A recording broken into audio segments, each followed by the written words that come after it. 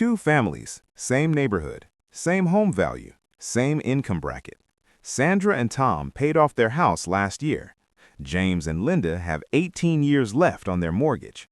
On paper, a financial advisor would tell you James and Linda made the smarter move, keeping the mortgage, investing the difference, maximizing leverage.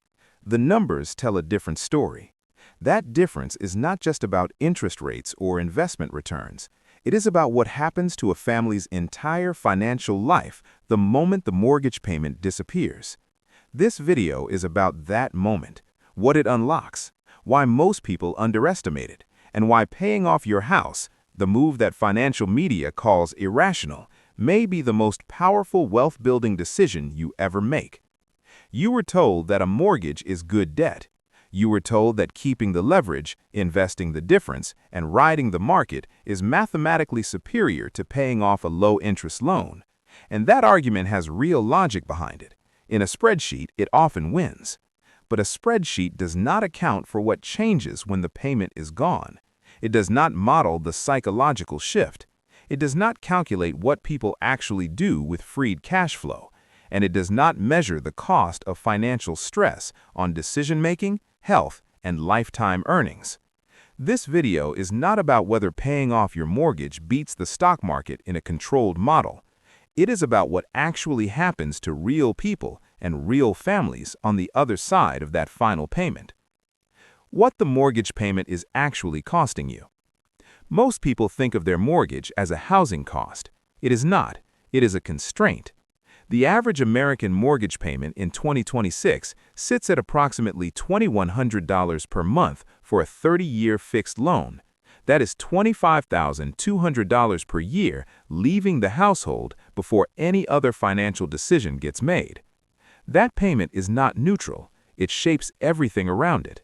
It determines how much risk you can take in your career. It determines whether you can afford to leave a job that is underpaying you. It determines whether a medical bill becomes a crisis or an inconvenience. It determines how much of your income is yours to direct and how much belongs to the lender before the month even begins. Consider two versions of the same person. Version 1 carries a $2,100 monthly mortgage. Their financial life is built around that number. Every career decision, every investment decision, every emergency is filtered through the question, can we cover the mortgage? Version 2 made the final payment 6 months ago.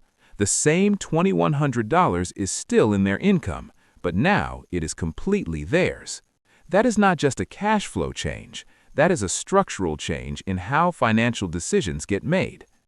The moment the payment stops. Here's what actually happens on the other side. When the mortgage is gone, most households experience what researchers call a fixed obligation floor drop. The minimum cost of surviving the month falls sharply. For a household with a $2,100 mortgage, this means their monthly survival threshold, rent, food, utilities, transportation, drops by $2,100 the day the payment clears. That drop has compounding effects that a spreadsheet does not capture. Career risk tolerance increases immediately. When you don't need $2,100 per month to keep the house, you can afford to leave a job, take a pay cut to change industries, start a business, or negotiate more aggressively.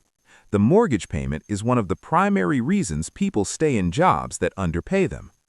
A 2022 study from the Federal Reserve Bank of St. Louis found that homeowners without a mortgage are significantly more likely to make voluntary career transitions than mortgaged homeowners at the same income level.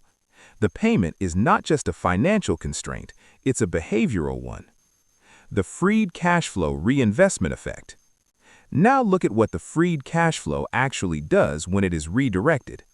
Sandra and Tom's mortgage was $1,950 per month when they made their final payment. The day that payment stopped, they redirected the full $1,950 into a diversified index portfolio. Not part of it, all of it. Because the house is paid for, the survival floor is covered. The $1,950 has no prior claim on it. At an average 8% annual return, that $1,950 per month compounds as follows. At 5 years, $142,000.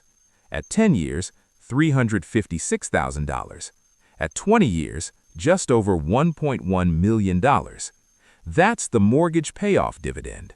Not the home equity, not the market appreciation on the house, just the freed monthly payment, redirected and compounded. James and Linda, still carrying their mortgage, are investing what they can after the payment, but the payment has first claim. Whatever is left gets invested, which for most American households is significantly less than the full freed amount. The spreadsheet model assumes both households invest the same amount. Real behavior does not work that way. The psychological shift that changes everything. This is the part that financial models almost never account for. There is a measurable change in how people think and behave once the mortgage is gone. A 2019 study published in the Journal of Financial Planning found that mortgage-free homeowners report significantly lower financial anxiety than comparable households still carrying a mortgage, even when controlling for income and net worth. Lower financial anxiety is not just a comfort metric, it's a performance metric.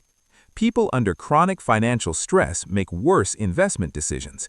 They sell during downturns. They take on high-interest debt to smooth income gaps.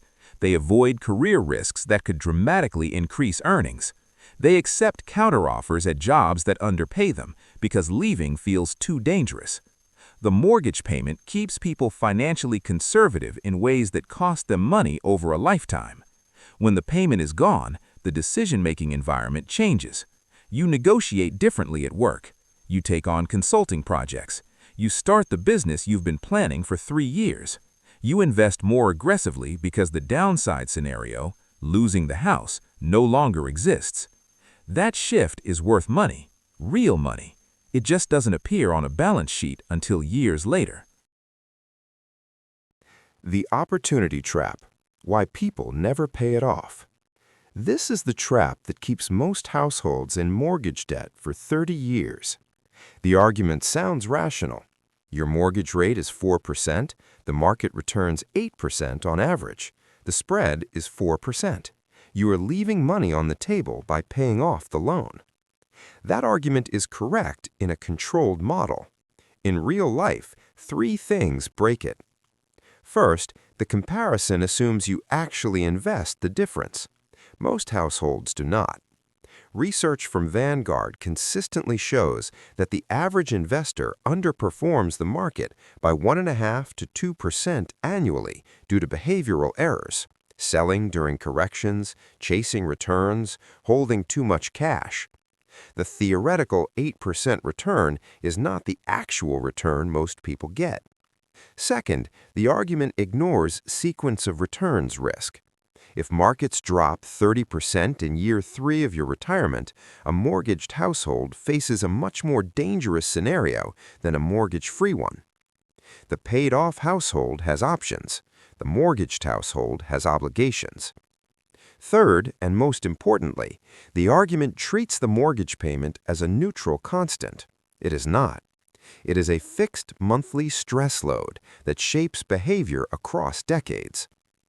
The opportunity cost of keeping the mortgage is not just the spread between interest rates.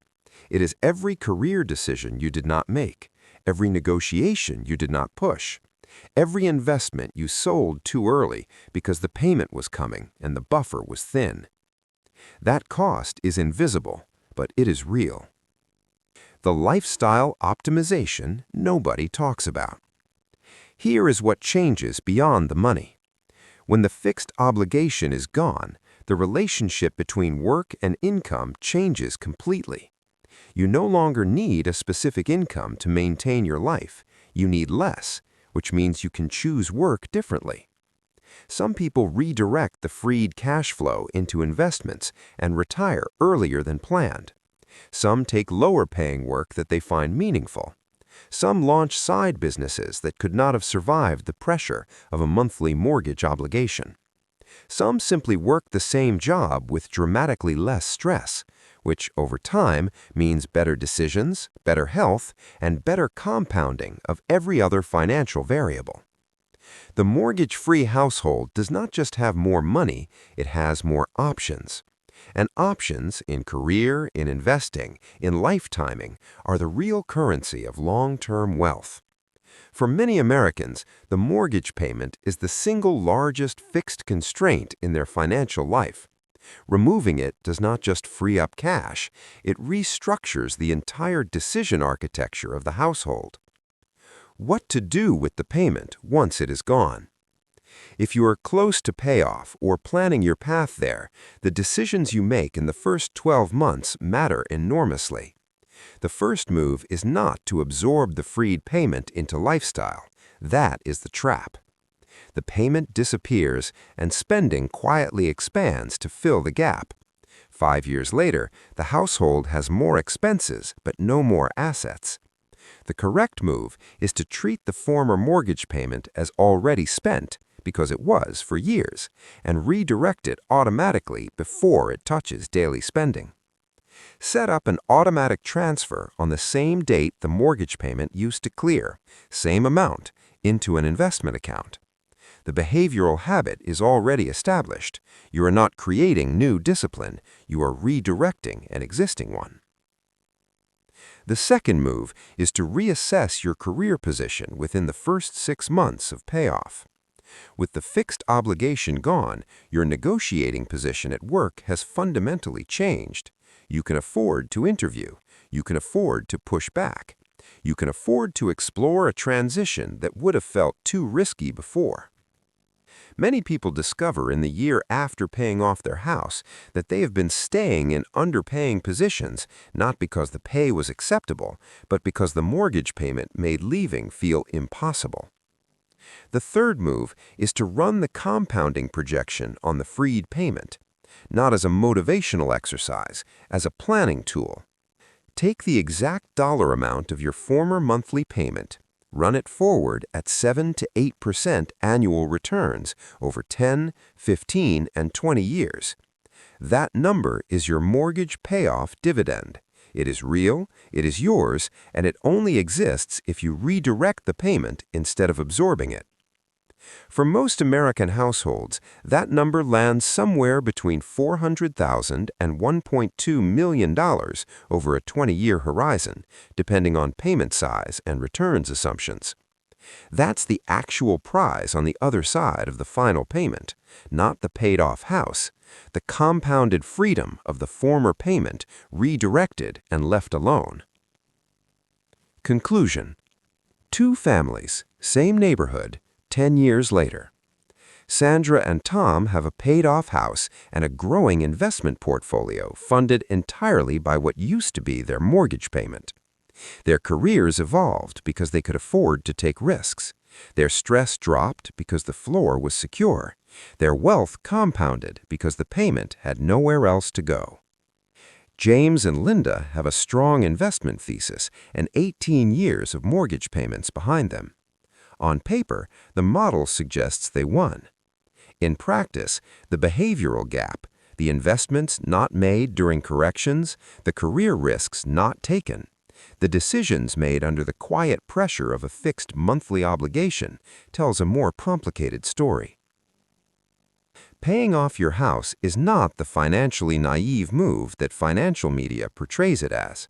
For most households, it's the move that changes the decision-making environment permanently, and that change compounds forward in ways that a spreadsheet model was never designed to capture. The question is not whether your mortgage rate is lower than market returns. The question is what you actually do and who you actually become when the payment is gone. If this changes how you think about your mortgage, consider subscribing for more clear, data-driven breakdowns of how money actually works.